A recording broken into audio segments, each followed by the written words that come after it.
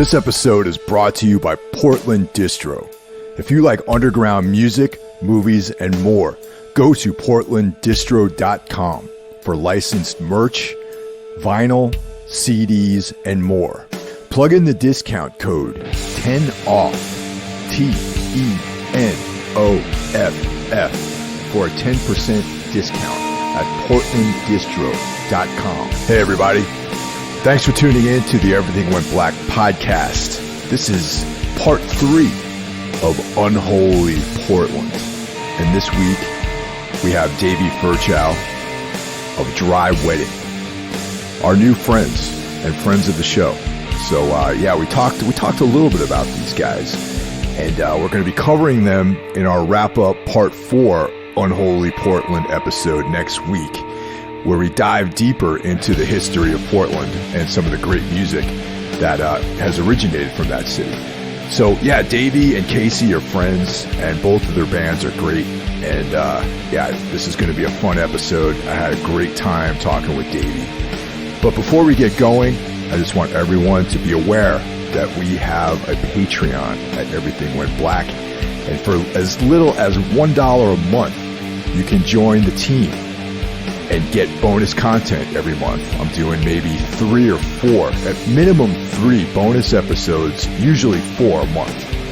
At level 2, for $5 a month, you get early access to all content. This is going to be a moving target. We're going to be adding more stuff in the coming months, so you can get in on all this action by going to Patreon. Everything Went Black. Thanks for doing the show, man. It's cool. It's been an interesting story how we all connected. And I think that Ralph actually is the linchpin in this whole new era of people knowing each other. It's kind of cool. Yeah, totally. Yeah, thank you for having me. And I agree. It was just one of those things where, Casey let me know that he was in communication with you guys. And then, I looked up Ralph and the podcast, and I was like, oh, this guy, follows us on social media. And I was like, that's interesting. And then I kind of poked around a little more, and then, one thing led to another, and now here I am. Yeah, it's pretty awesome. About like a year ago or so, Ralph sent me the EP, When the Sun Goes Down, It Goes Down Forever, the Murder Bait record. And that's kind of the beginning of this whole exploration into the Portland thing that's going on, which from where I'm standing, it seems like there's like all these great bands in Portland and, playing this dark music. But, I guess since you live in Portland, maybe you see things differently. I don't know. I think that's accurate. There's, I think there's something about the climate here that kind of inspires that type of music. It's a great town for post-punk and for metal and all that kind of stuff. So, I think it has been that way for several years, but the scene here currently, there's a lot of great kind of, bands doing quote unquote dark music or, whatever you want to call it. So as I was saying, it started with Murder Bait. And then, that's the one good thing, I guess, about the algorithm and all this, all these platforms, all these streaming platforms. Sometimes it works, and they connect you with cool stuff that you like. You know what I mean? And coincidentally, actually, Dry Wedding is Ralph's referral. So that's how I found out about you guys. But I also found out about Shadowlands, which is sort of a band that connects both of you guys. Because, I'll let you describe what the connection is. Yeah, well, Casey is in Murder Bait, but then he also plays drums in Shadowlands.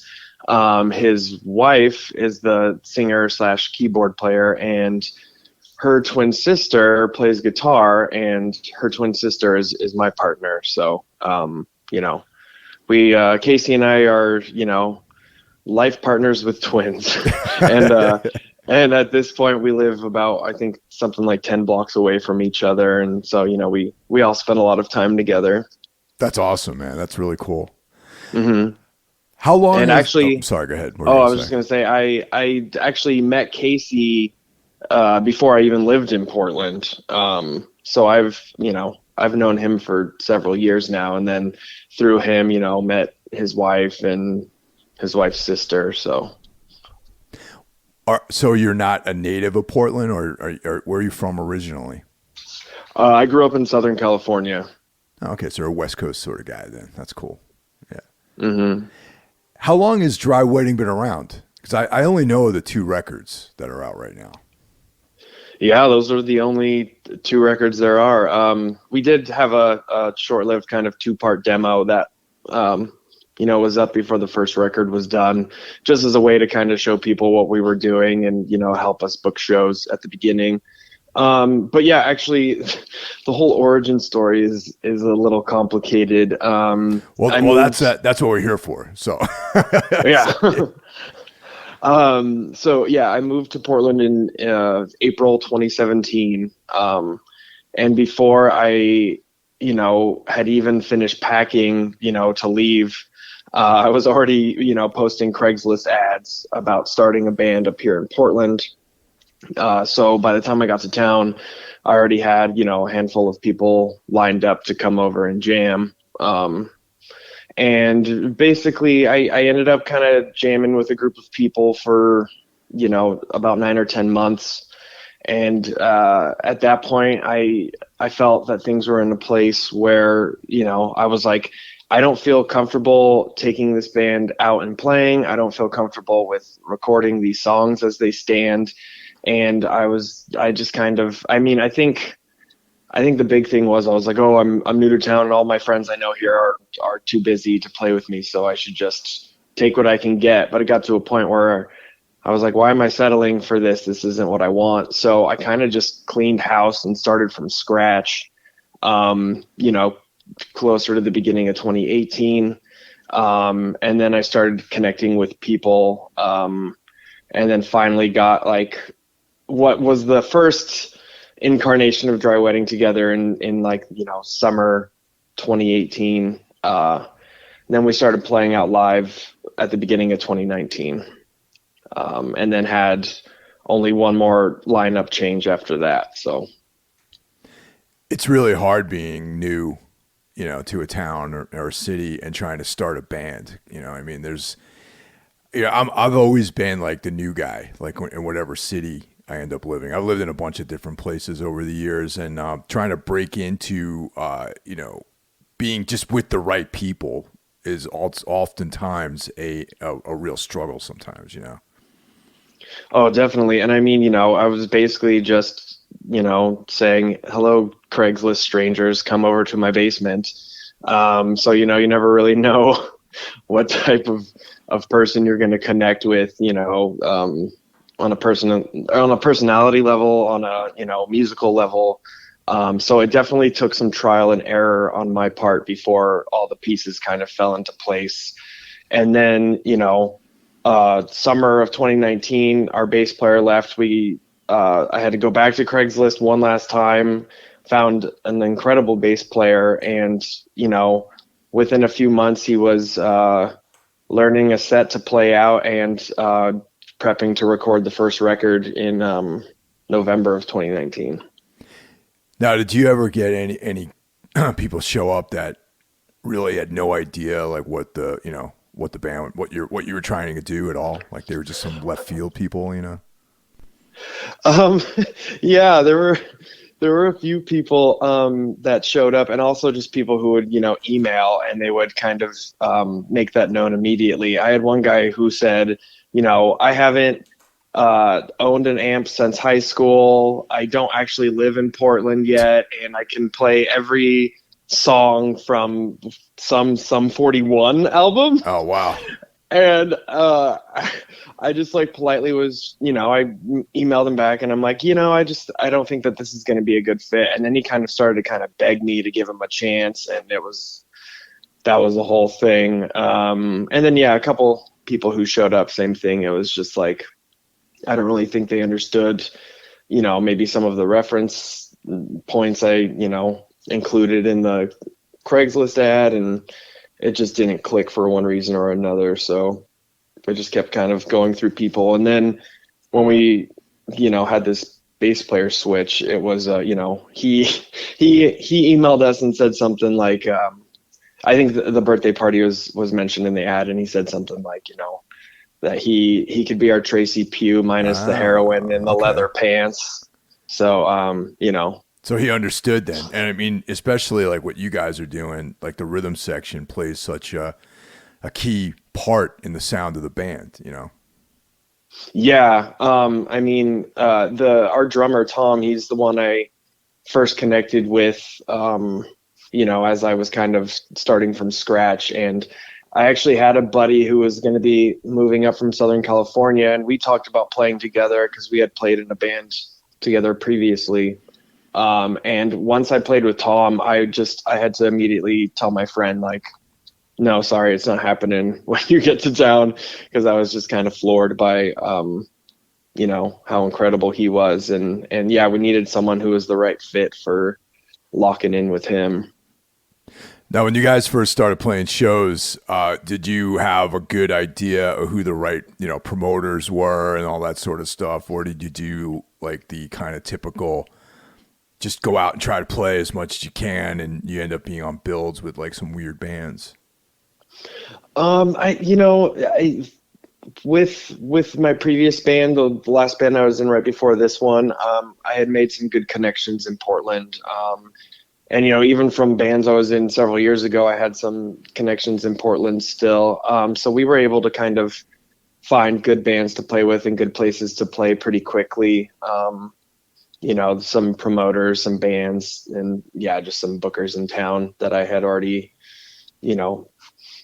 spoken to previously in one capacity or another. But, I will say the one thing that is challenging for a band like us is, we get asked to play with different types of bands, but sometimes it is kind of hard to figure out where we fit in the grand scheme of things. We'll get put on a post-punk bill, and the bands will be like, drum machines and very synth heavy and kind of more like pop oriented dance music, really. And then there's us, and then so for some like shows with heavier bands too, same thing, maybe we're a little bit of an outlier.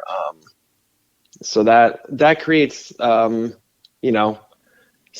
challenges, but the music scene here is really open-minded, and, we like playing with all different types of bands, and, kind of maybe attracting the attention of a handful of people at each, different type of show we play.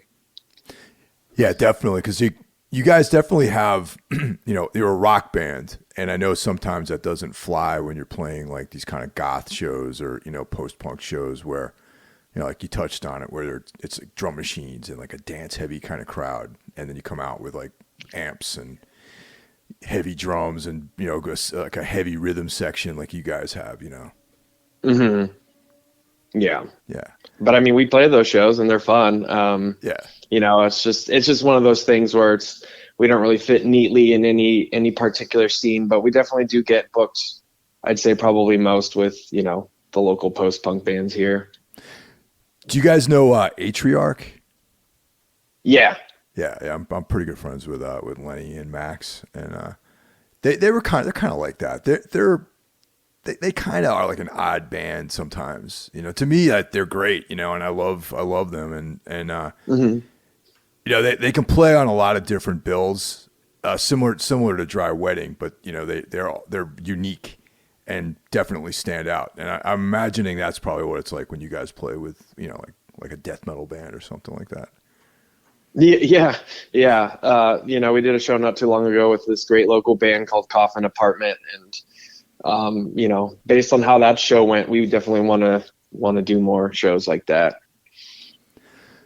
So with the two records, Sway and The Long a Road, what was the like as far as like creatively, what's the flow like within the band? Like, how do you guys write songs?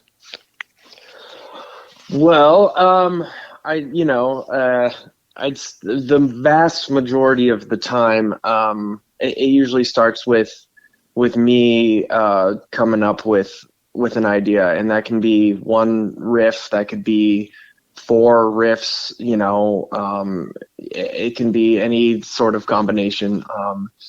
And usually I'll just record a little phone demo and kind of send that off, and kind of gauge everybody's interest And if it seems like everybody is excited about it, I'll kind of make a note of that. And then the next time we come around to practicing and we're able to work on something new, we might work in one of those demos I sent over and start to kind of flesh that out. And then after that, it's like, it's this whole thing. We've gotten pretty intense as far as developing songs and structures go. We'll come up with, God knows how many parts to a song, and then we'll write them all out, and then we'll extend this part and shorten this part, and we'll like take this part and move it to the beginning, and then, move that other thing further down. And, so yeah, a lot of it starts with like, some ideas that I have, and then we go from there. But there's, I think, a song on each of the records where, it was based on something that somebody else brought in. Like Jared would bring in some guitar riffs or something, and we would work from that. So it's fairly collaborative then, is what you're saying, I guess.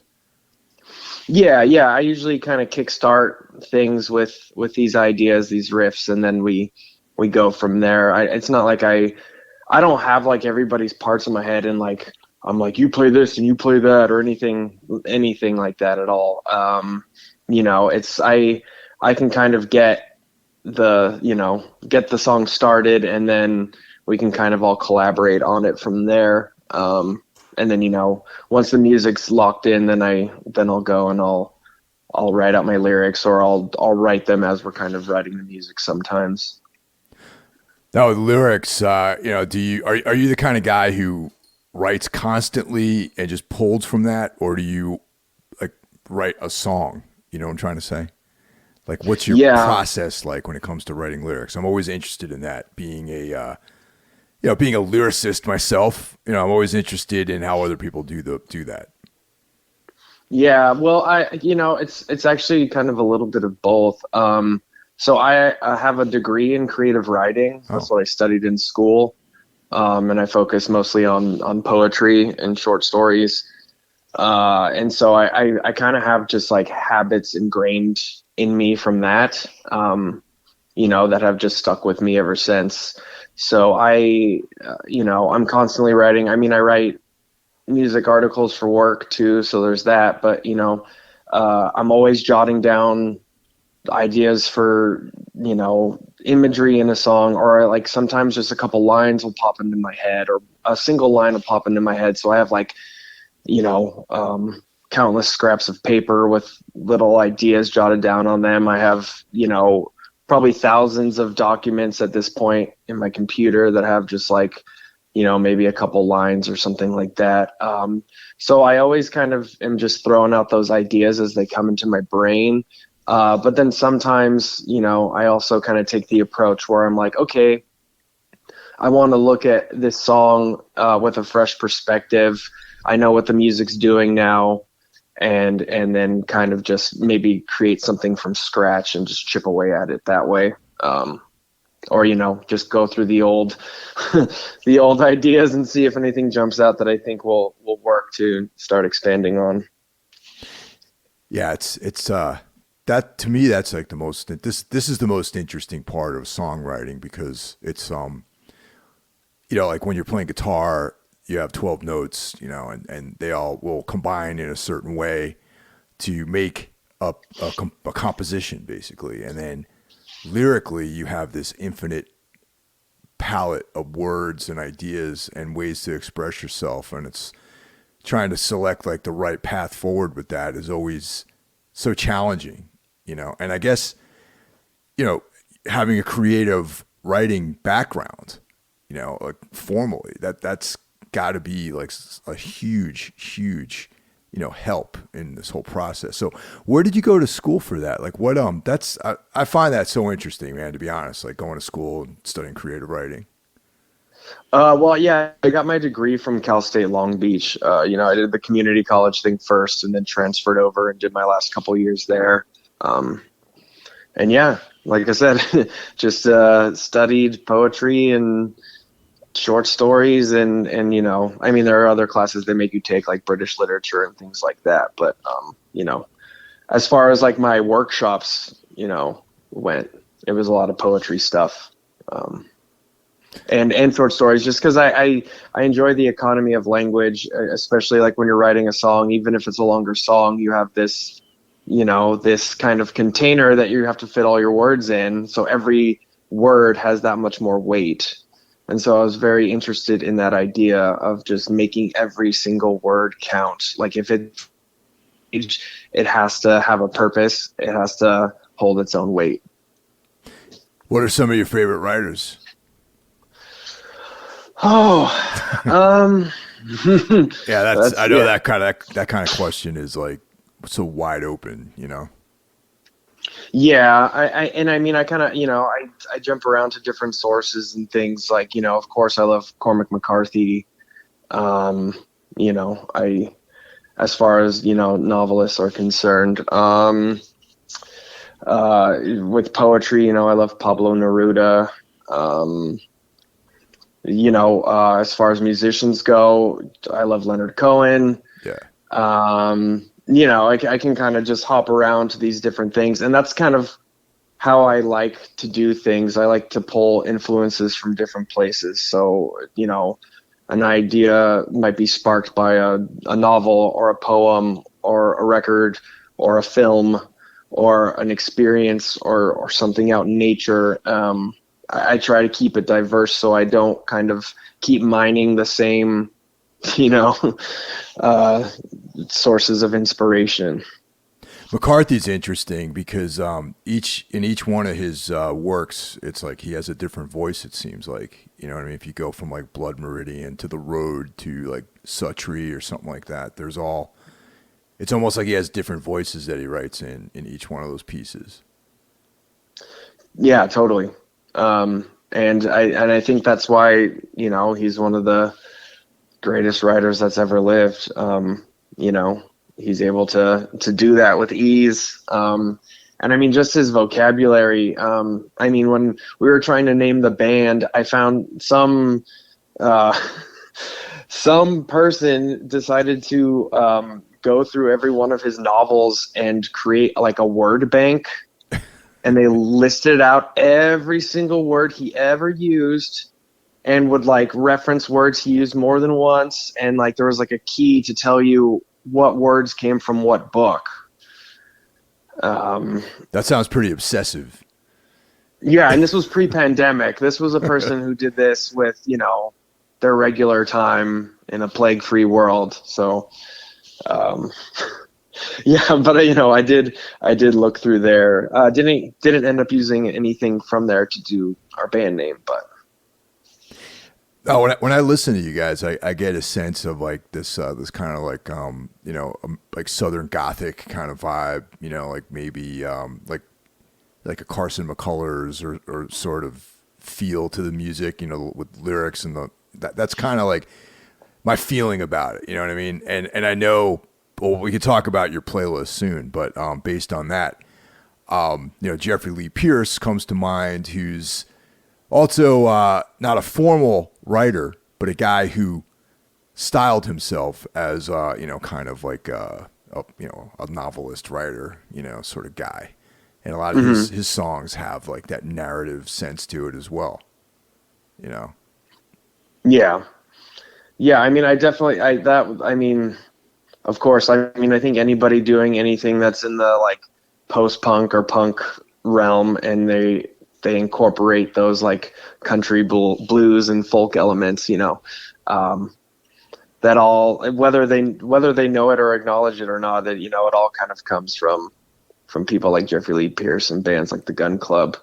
And then, I did, I started kind of doing this kind of thing with my previous band before this one, but that was like, wasn't as weird. It wasn't as aggressive. It wasn't as loud. But it was definitely like trying to do that kind of like Western-y, Southern Gothic-y kind of post-punk thing. And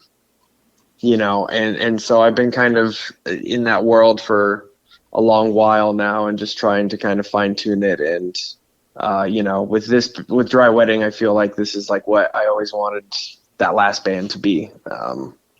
So. Even the name Dry Wedding, I think it's interesting that you mentioned the word bank of Cormac McCarthy.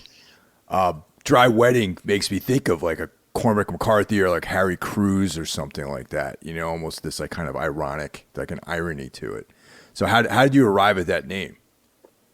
Yeah, I mean, it was just, I was just kind of racking my brain, doing some internet research, and it was just like one of those phrases that popped into my head, and I'm like, oh, okay, that was exactly my thinking. It has this kind of Southern Gothic feel to it, and then I also liked it because I don't know, I feel like lyrically I explore the idea of control a lot, like trying to be in control of certain things, like situations and emotions and whatnot, and then a lack of control.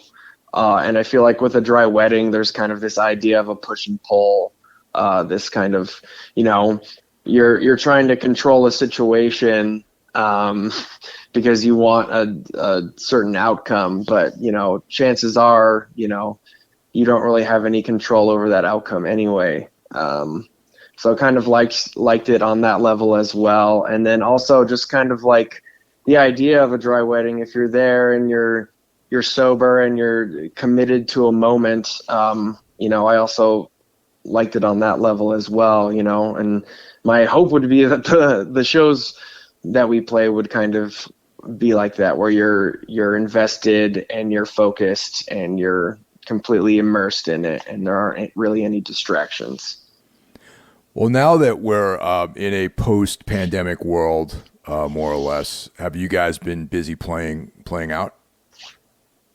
Yeah, we've been doing about one show a month here in town, just trying to stay active and, just kind of get back to it. We've had some cases here kind of start to rise again, so I'm not really sure, what the next few months are going to look like necessarily, but we have shows booked, so hopefully they all, go through as planned. Are they're all in the Portland area, Northwest, or are you guys like hitting the road or going anywhere else? Right now, just Portland. We have been kind of chatting out some ideas for touring. We want to do just maybe something, on the West Coast to start. But yeah, I I think just because we've seen a little bump in cases and whatnot, we're a little apprehensive, but we still want to make something happen. So Yeah, it's that specter is always there, it seems. yeah, when's it gonna go away? Well, it depends on where you're at, I guess. I mean, out here on the East Coast, it's like it's I don't know. People seem to be over the whole thing, and like we did like a short run of dates on the East Coast, and it was like it was before the pandemic for the most part. And then I've been going to tons of shows, and you get like I've been to several large shows, like 1,500 people, and several smaller shows, like 100 people, and some people wear masks, which is cool, whatever makes you comfortable, and some people don't, and there's no mandates or anything like that out here, so. For a while, you have to show your Vax card, which is cool. I get it. Like I'm not choosing that hill to die on. You know what I mean? Like, some people are like, all right, I need my freedoms, or whatever the hell, and it's like, Yeah. all right, cool, Patrick Henry. This is actually a public health situation, not a liberty situation. So I'm just going to do what's perceived as being better for the community, So, Yeah. So I'm playing my part, but I gotta say, out here, it's pretty. Things are pretty lax as far as that goes, So, for us, it feels fairly normal. Like I haven't been out to the West Coast, since before the pandemic. So I guess we'll see what it's like in a few weeks when we're out there.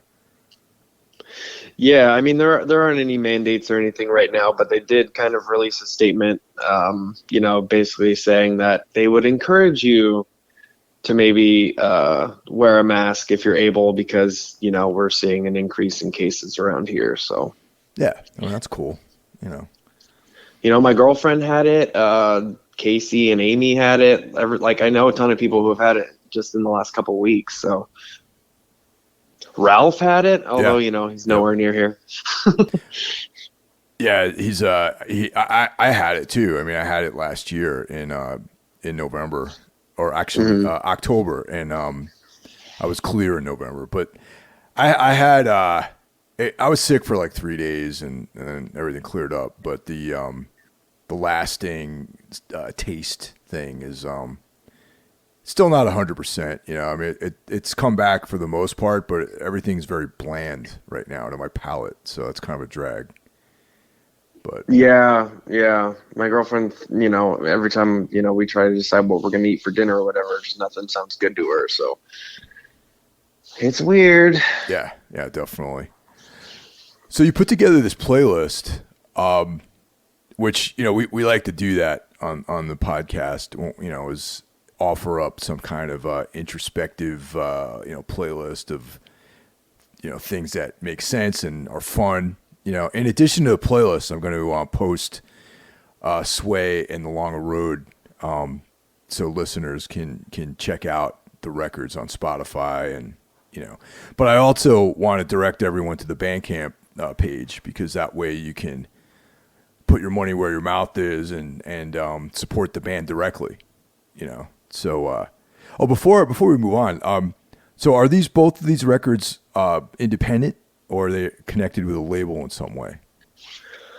The first one, The Longer Road, we split the pressing with a label called Resurrection Records that's based in Spokane, Washington. So that's kind of a half and half deal. Sway is 100% an independent effort at this point. We just have it available digitally, but we are looking into getting that pressed on vinyl in the not too distant future. Man, vinyl is I think things are actually getting a little bit better, but there's a huge backlog with vinyl, man, which is kind of a drag. Yeah,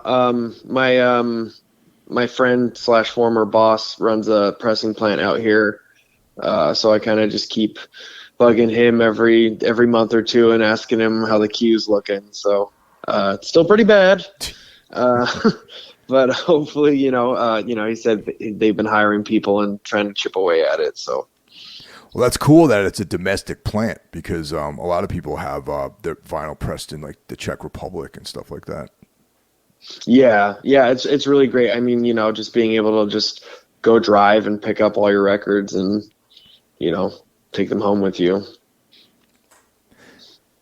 So as I mentioned, there's a playlist. And you got a collection of bands on here. And now, when you were putting this together, did you have what did you have in mind? With stuff that was a direct influence on the band, or just stuff you dig, or like what? Honestly, there's a couple of bands on here that I have been always meaning to check out and never have until you put this together. Which bands? 16 Horsepower and Woven Hands. Oh yeah, those bands are both fronted by the same musician. Yep. And David Eugene Edwards is by far one of my biggest influences. Actually, even when I first was going to form a new band, I was like, I think I kind of just want to go back to singing. I had done some bands where I played bass and sang at the same time, and but when I was younger, I was in bands where I just sang, and I loved being able to roam and kind of engage with the crowd that way.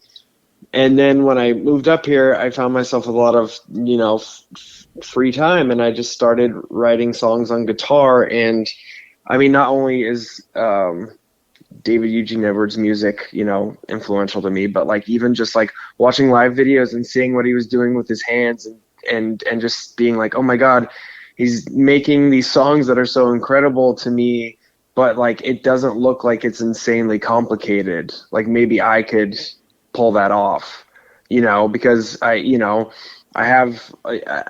never thought I had any business playing guitar in a band. I was like, oh, I'm not very good, whatever. But then I was like, no, like I don't have to be very good. Like I can write riffs that are interesting, and then have everyone else fill in all the gaps. I don't have to be some crazy technical guitar guy.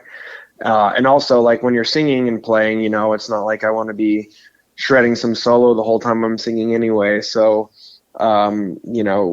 his music's been very influential to me, and yeah, enough to where I put two of his bands on one short playlist. And so, I could not recommend 16 Horsepower and Woven Hand enough. Yeah, it's definitely cool.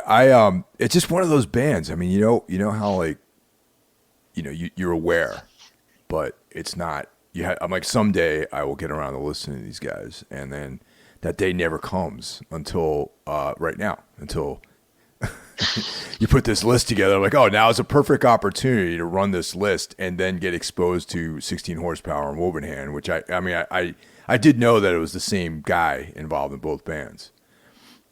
Yeah, I mean, my last band before this one, it was called Swampland, and we were recording our LP, and I showed it to somebody, and they were like, "This kind of reminds me of 16 Horsepower," and kind of the same thing that you were just saying. I was like, "Oh, I know the name. I saw David Eugene Edwards play in Crime in the City Solution when they toured on their last record, and so like I knew the name 16 Horsepower, but I never really gotten around to listening to them."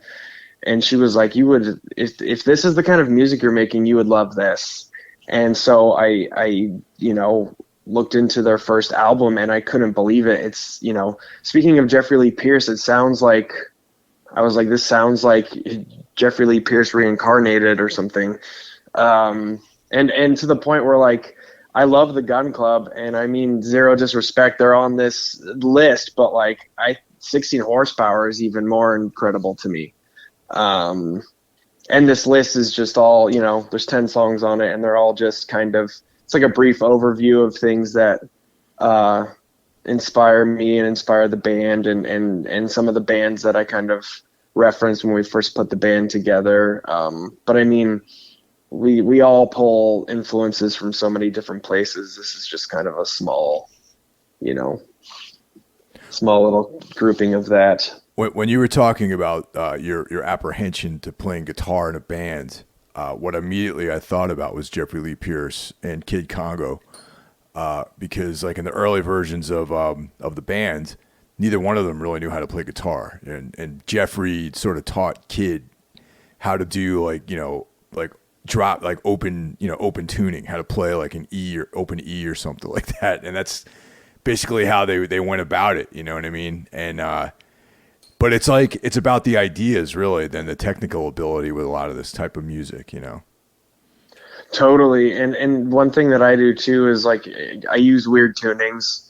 That's definitely a thing that I do, but I also kind of, I jump around to different, instruments in the guitar family. So on the first record, I think it's just a regular guitar tuned to open G. And then I have a 4-string tenor guitar. It's this Warren Ellis tenor guitar. And so that was the first record. Then the second record, I played the guitar. I have a baritone guitar, and so some of the songs, were written and are performed with that.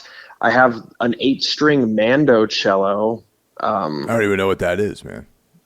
It's basically like a mandolin, but with a longer neck. So it's like what a cello is to a violin. This is to a mandolin. Interesting.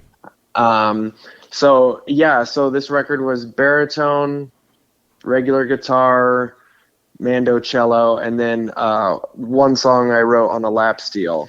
And so that's on there. So it's like, now when we develop sets, between the couple of guitars I played on the first record and these instruments I played on the second one, it's like, okay, how do we craft this set so I only have to bring 3 guitars? I don't want to bring more than 3 instruments to any show. And so we kind of have to curate the sets around that. And, we have like switches. My bandmate Jared switches between a couple of guitars and keyboards. And one of his guitars is like this Frankenstein 9-string guitar that he built with a bunch of weird tunings. So we like to kind of experiment with that. And yeah, I like to just bounce around the different stringed instruments and come up with different ideas. What's actually cool is like when I listen to the records, like I'm aware of these different textures on there, but I could never tell you that you were using any of these instruments. Like part of me was like, oh, this is like some kind of like effects pedal or octave, pedal or maybe a keyboard or something like that. You know what I mean? Yeah, I mean, there's a lot of that too.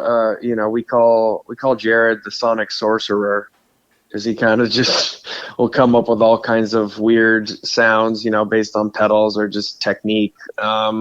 He does, I think, one song on each of the records. He plays the guitar with a violin bow. And, we did weird stuff like on the second record where, I have a theremin and we fed it through like a bunch of weird effects pedals and twisted a bunch of knobs. And, so we also like to play around with those textures as well. And that's very much like, I mean, you got Birthday Party on here too. And that's like kind of like a Roland Howard like thing, his guitar style was very atmospheric and very textural, and you ever see that documentary, Autoluminescence, about Roland Howard, where, he's like all these contact mics and he's like playing feedback and stuff. And I always found that to be very inspiring, and it fits in with like what you guys are doing. You know what I mean? Like that's my initial introduction to the band. And I thought about like, definitely like a Birthday Party, Nick Cave, Gun Club kind of vibe. And I was just, is that the kind of, that's obviously the kind of stuff that influences you guys.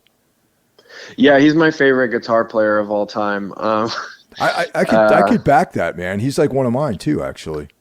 Yeah.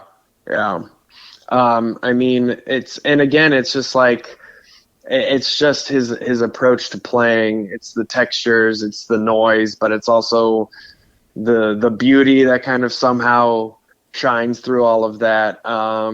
And it's interesting too, like, we played this show last week and multiple people came up to me afterwards and they're like, that reminded me of the Birthday Party. And what I'm getting from people is that it seems like I think our live show is a little more aggressive, and people are kind of, I think, surprised by the energy that the live show has versus the records. And after the first record, we really wanted to try and capture more of that energy. And I think we did a better job on that second album of doing that. But definitely want to keep approaching that, because we're kind of like, at least a few of us are pretty like manic and active on stage, and things are loud and the textures are all kind of swirling everywhere. Yeah, that's really cool, man. And one of the things about the Birthday Party, though, that I always found this like weird dichotomy between Nick Cave and Roland Howard, where Roland Howard was like the romantic, and Nick Cave was like the kind of more visceral, barbaric energy in the band. And what actually, it's interesting even more that there's a version of the Boys Next Door song Shivers. There's like a demo with Roland singing versus the version that Nick sang. But I actually prefer the Roland version better. It just seems a little bit more honest and kind of heartfelt than the Nick Cave version of it. Yeah, and I think the tongue-in-cheek elements come across, a little better in the Roland version too. Yeah. It's the Nick Cave version has that melodrama, which, clearly I'm all for, but it just, with the way that song is written, it just seems like Roland singing it is just that much more sincere. Have you read the Jeffrey Lee Pierce's book, Go Tell the Mountain? I have not. Yeah, man. It's kind of hard to find because 21361 put it out in the 90s. And okay. It was out, and I did not buy it when it was released. And then it abruptly went out of print because my understanding of that is that Jeffrey Lee Pierce's family did not want that book to be in print any longer. So the only way you can get it is secondhand, basically. And all through the 90s, it was like $300 or something like that to buy like a paperback copy of it. Oh, wow. I mean, over the last few years, last decade, the price has come down a bit. So I picked one up a couple of years ago, and I was like, it was just one of those purchases, you know, where you're like, oh man, I don't know. It's like, I got it for $150. And I'm like, that sounds ridiculous, doesn't it? To buy a book for $150. It's like, what a completely dumb way of spending my money. But unless you're a real fan, you know, like unless you're really interested in that, I consider it to be money well spent, because I've like I read the whole thing, and obviously I went back and reread certain sections, and it's like a collection of lyrics and journal entries, and then at the end is a novella that he wrote, you know, in this kind of you know, like Hemingway-esque, you know, man abroad sort of story, or like maybe like a Henry Miller kind of vibe to the story, you know what I mean? So if you could find that book anywhere and not spend that kind of money on it, I highly recommend checking it out. Well, you know, I'm a collector of things. I buy a lot of books. I buy a lot of movies, but you know, more than even those things, I buy a lot of records, and so I'm no stranger to maybe spending a little too much on something. But I agree with you. It's like that money is gone. I'm not going to miss it. It's not with me anymore. I don't think about, oh, you know, X amount of dollars. You know, I could have that still, but no, I'd rather have this tangible thing that means something to me. And so, yeah, I don't, even the times I've splurged on something, I don't ever regret it. I just am happy that I have this, you know, that book or that record or whatever the case may be. Yeah, especially when it's like art or something creative, something that gets it reinforces your mind, you know, like the way art and music and writing does. Like that's, in my opinion, that's like money well spent, really, you know, unless you're being exploited by somebody, of course. But, you know, if you're able to you know, part with the money and not put yourself in a situation, then, you know, by all means, like I back decisions like that. Yeah. I mean, that's how I justify my insane record habits and buying movies and books or whatever. I'm always telling myself and other people it's to stimulate the mind. So there's a reason for it. But yeah, as long as you're like, you know, still feeding yourself and paying your bills, I think it's fine. Exactly. Now, being a writer, do you ever have any aspirations to writing any prose? You know, or does writing lyrics satisfy you completely? I like to kind of dabble in stuff like that from time to time. I've written a couple little screenplays, and I've written some stories that, you know, I was like uncertain if I was gonna keep them as short stories or develop them into maybe something longer. But yeah, I think for me, just with writing in general, I don't like to get too comfortable, and I don't like to get stuck in my ways. And I mean, I'm pretty crazy when it comes to even just lyric writing. I'll kind of go back through the last, you know, like I'll go through this last album that we wrote, and I'll look at the lyrics as I'm writing new lyrics and make sure that I'm not using certain words that I already used on the last record. And I just kind of am very meticulous. And I try to find new ways to kind of find inspiration or, you know, even just like the methods in which I write. I'm just always trying to look to shake things up here and there just so I don't get too comfortable. And yeah, part of that I think is like I'll break out and I'll do some prose or something, you know, write some poetry, which I approach poetry a little different than lyric writing. I mean, a lot of the tone and whatnot is similar, but with songs, I do the rhyming thing. With my poetry, I usually don't. So Yeah, that's a challenge for me, man. Finding words that rhyme. Oh yeah. Yeah, it's a huge challenge. I I just tried. I just can't make it work sometimes. You ever use there's like a website called Rhyme Zone? No. Yeah, I just like even if you just Google like rhymes with horse, you know, it'll probably be one of the top hits, or rhymes with whatever you're looking to rhyme with. Oh wow. And it'll give you a whole bank of words. Oh, interesting. Okay. Yeah, technology, man. I thought I was being Well, clever when I was just looking up synonyms for certain words. You know what I mean? I would just like put in a word and write synonym, and then find like a cooler word to express myself in like a piece or something like that. You know? thesaurus.com. Yeah, Yeah. exactly. Yeah, so I'm doing that constantly and doing the rhyme thing constantly. And then, but what's kind of fun sometimes is if you are having a hard time rhyming, sometimes I'll just like change the word that line ends on, or I'll change the line in some other way, so I have a new word to rhyme with. And sometimes it'll take the song in kind of exciting and unexpected directions. Yeah, that's actually a great idea, and I think inadvertently I've done the same thing. Maybe not so much trying to find rhyming, setting myself to rhyme, but just to make like a line sound more interesting. Sometimes like the order of the words, I change them around. Sometimes, or I'll cut certain things out. You know, I'll have that kind of Hemingway like approach to it, where it's just keep reducing it until you just have like the bare bones of something. You know. Yeah, I'll do that too a lot with like syllable counts or something. I have this line I want to jam in there, but it's a little too long or clunky, or I have I want to switch I have a vocal idea and I need to switch the words around to fit that.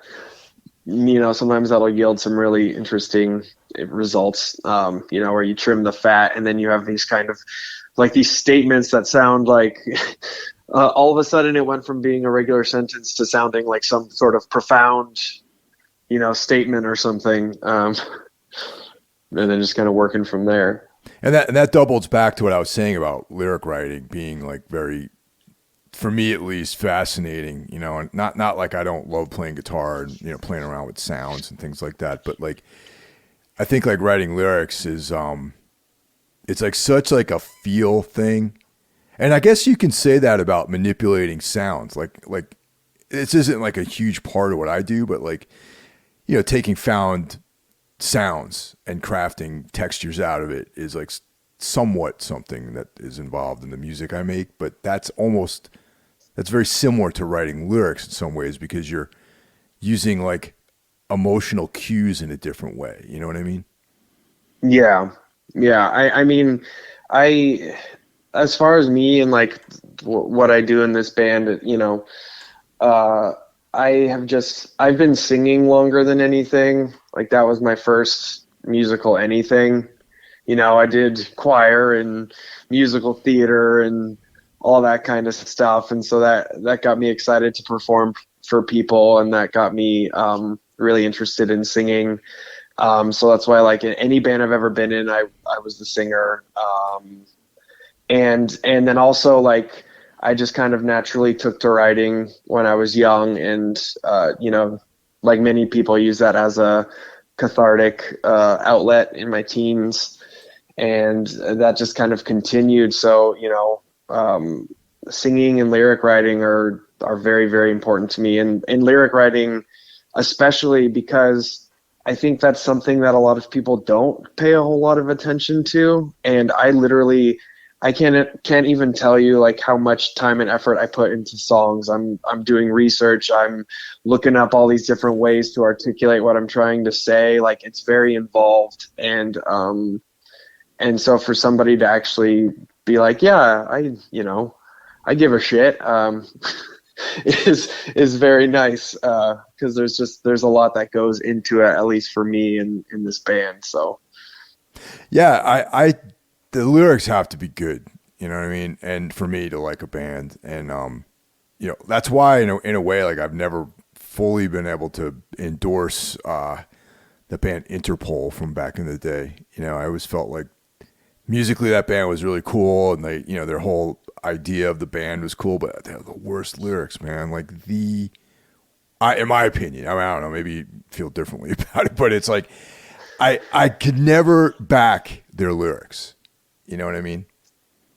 yeah, I think for me that's like lyrics and vocals are the deal breakers for me usually. Yeah. Like music, like music is music, and of course that's probably one of the things that you might kind of pick up on first. But once you start to listen to singing and what they're saying, at least for me, like I can be a little more particular about those things.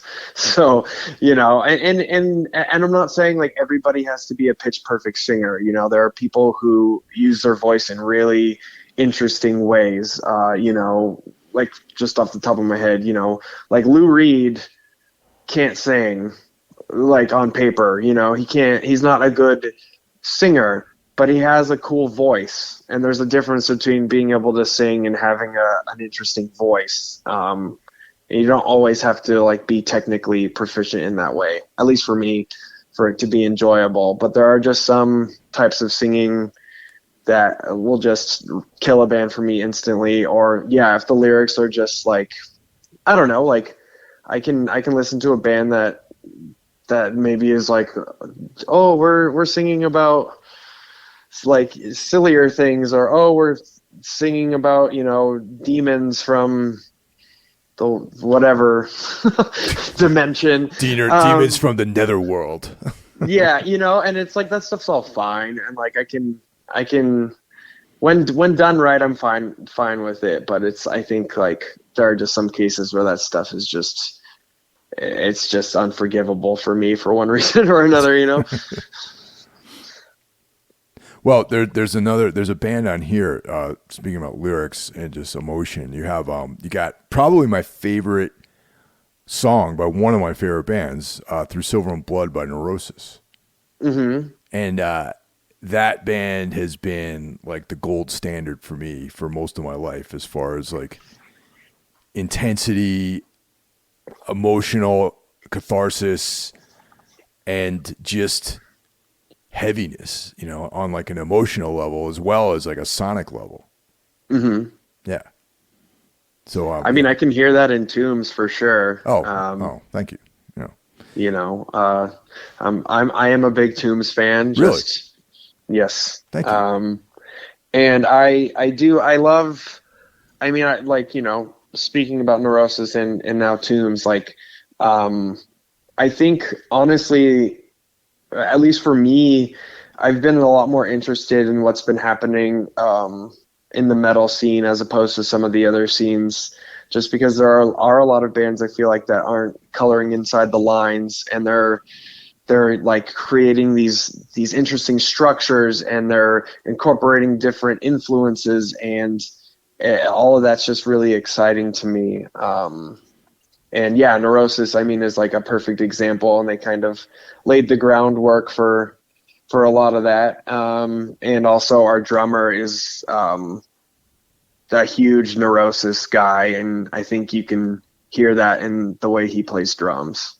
Yeah, come to think of it, because there is that kind of tom heavy thing, which lends itself also to playing, kind of like the birthday party rhythmic Jesus Lizard kind of stuff too, Mm-hmm. Yeah. But yeah. What are you have you a long background with listening to Neurosis? Because that record is like most people that's like their kind of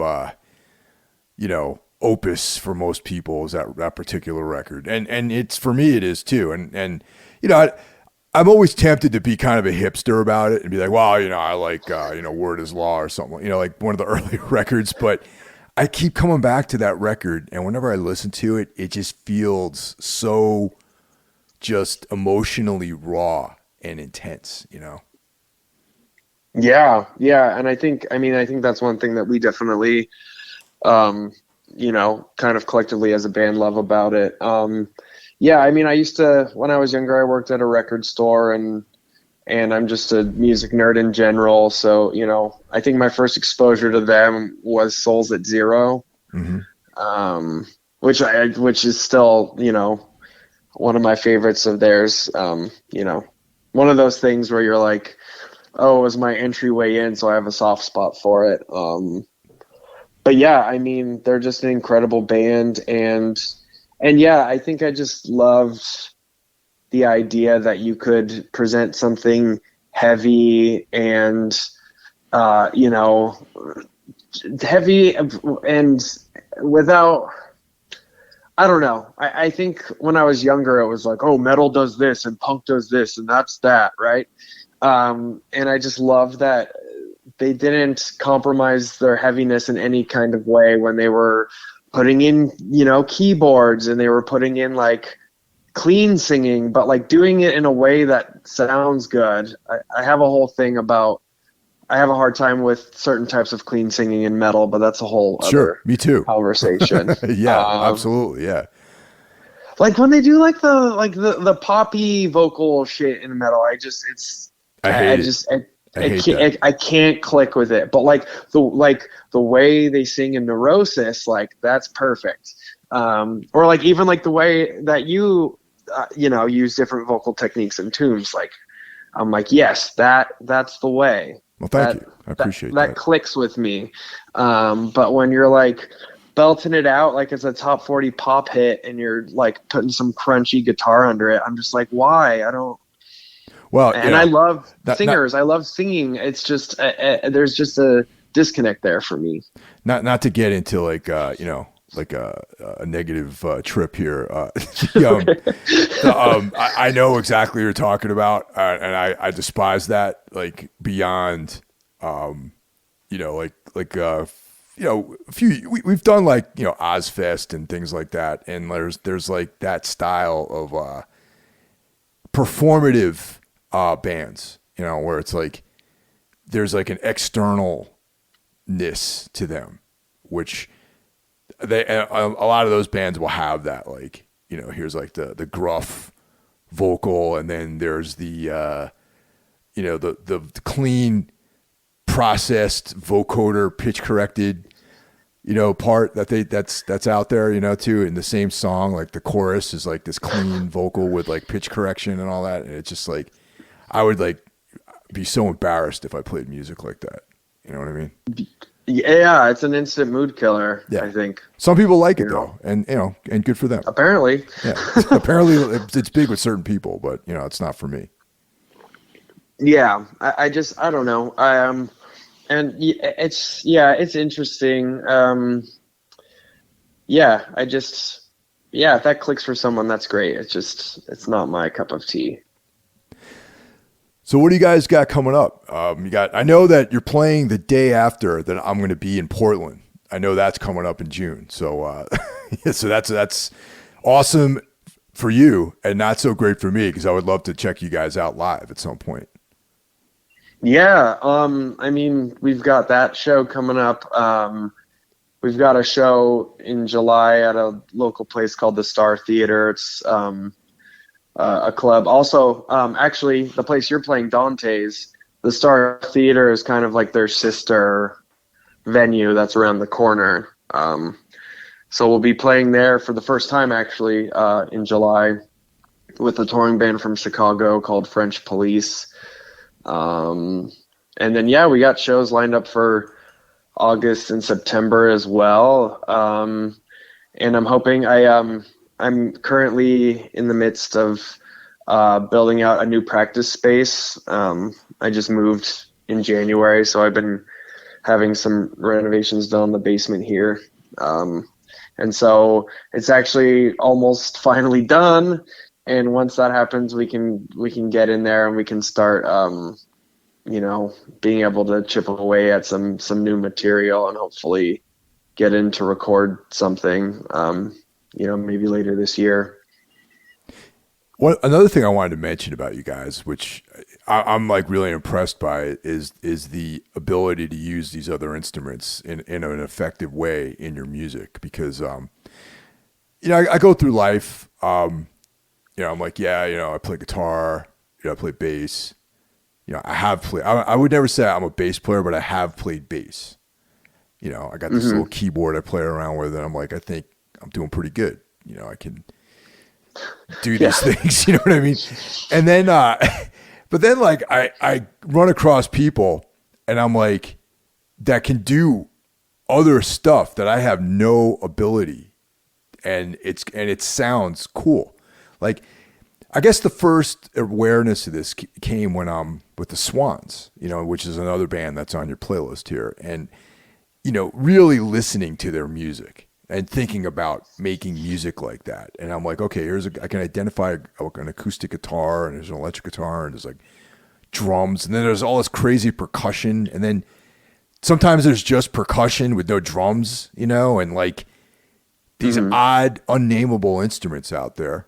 And, and there's variety of different bands, different musicians that have played on these records. And then when I'm talking to you, learning about all the different textures and different ways that you produce those sounds, I'm just like so impressed by that.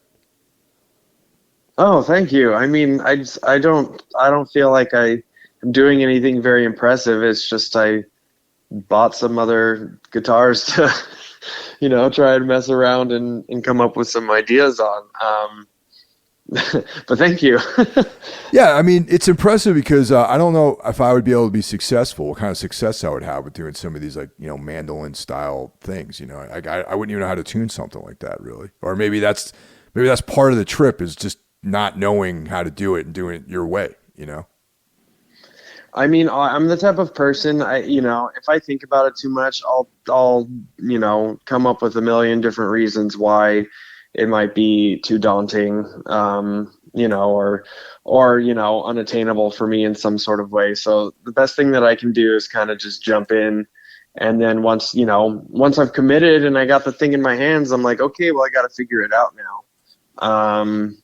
And so, yeah, for me, just kind of diving in and then figuring out the rest now that I've committed to it, that kind of just helps me kickstart those things and not overthink them too much.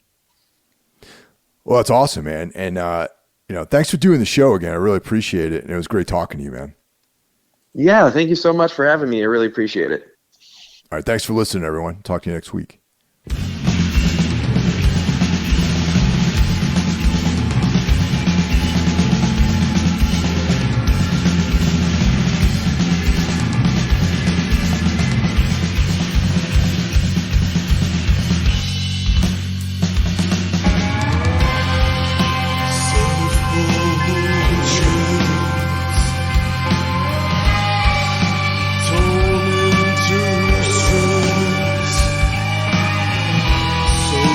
Cold.